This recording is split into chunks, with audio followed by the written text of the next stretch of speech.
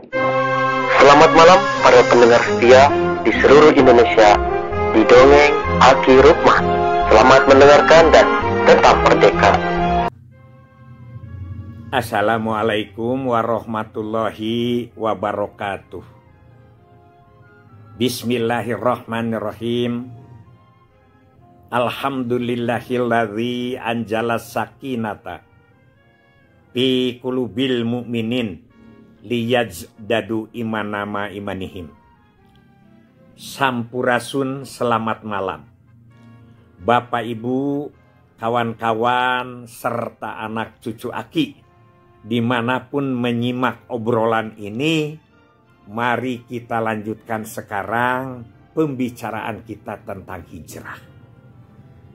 Aki diskusi dengan Ustadz Jejen bahwa hijrah itu bisa masuk pindah ke arah yang lebih baik. Itu seharusnya begitu kalau menurut hijrah ajaran Kangjeng Nabi Muhammad.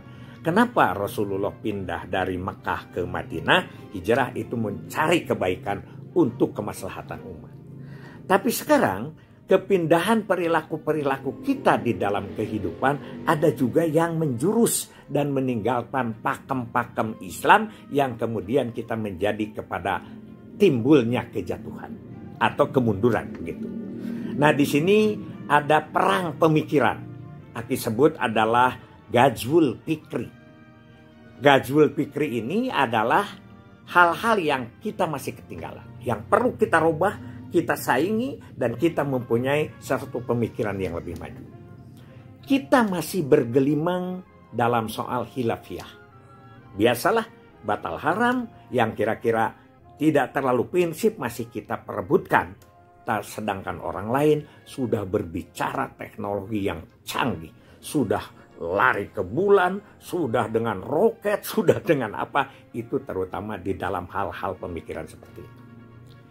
Yang kedua, banyak orientalis barat yang sebetulnya adalah sepertinya dia mempelajari Islam.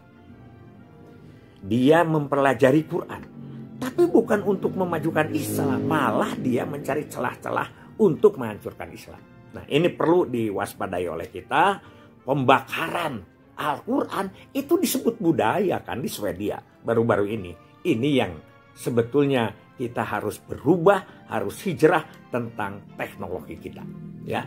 Yang ketiga, kita masih tetap di dalam beberapa poin kita masih berkelimang di dalam kebodohan. Ya, ini ada salah satu ya. Kalau hitungan Aki itu yang disebut dengan indeks pembangunan manusia dulu. Di tingkat pendidikan kita masih berkitar sekitar 7-8 tahun, mungkin sekarang sudah 10 tahun ya, atau berapa tamat SMP, sedangkan negara-negara lain itu pada umumnya adalah 17 tahun, 18 tahun, rata-rata sudah keluaran sarjana semua. Ini pemikiran kita. Makanya kita alhamdulillah lembaga-lembaga Islam kita sekaligus selain daripada berupa pesantren, berupa pondok, tapi juga membuat sekolah-sekolah dari mulai TK, diniyah, aliyah, ya, dan universitas dan sebagainya. Al-Azhar yang bagus dan lain sebagainya, itu adalah mulai dengan perubahan-perubahan kita di bidang pemikiran. Yang kedua, kita adalah perang kebudayaan atau Ghazwul Saqafi. Ghazwul Saqafi ini adalah kita dihantam dengan apa yang disebut dengan globalisasi, bukan gombalisasi. Kita dihantam dengan IT, kita dihantam dengan apa media-media, anak-anak kita dicekok dengan segala macam yang merupakan adalah keluar dari hal-hal yang sifatnya Islami. Aki masih ingat kan, ada penelitian orang yang dari Amerika itu karena kita ada perselisihan dulu antara pendeta dari salah satu negara dengan para ulama Mesir yang mengatakan Indonesia itu dalam aplikasinya masih terbelakang. Ternyata dari penelitian itu adalah yang Islami itu adalah New Zealand atau Selandia Baru.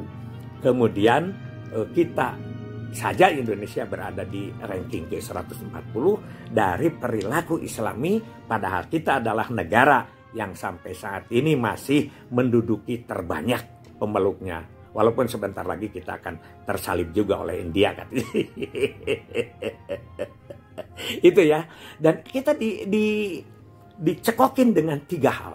Yang pertama adalah dengan food, dengan makanan. Ya. Yang kedua dengan fun, dengan hiburan. Yang ketiga dengan fashion, adalah pakaian. Itu yang harus kita pikirkan, karena hijrah tidak selalu positif.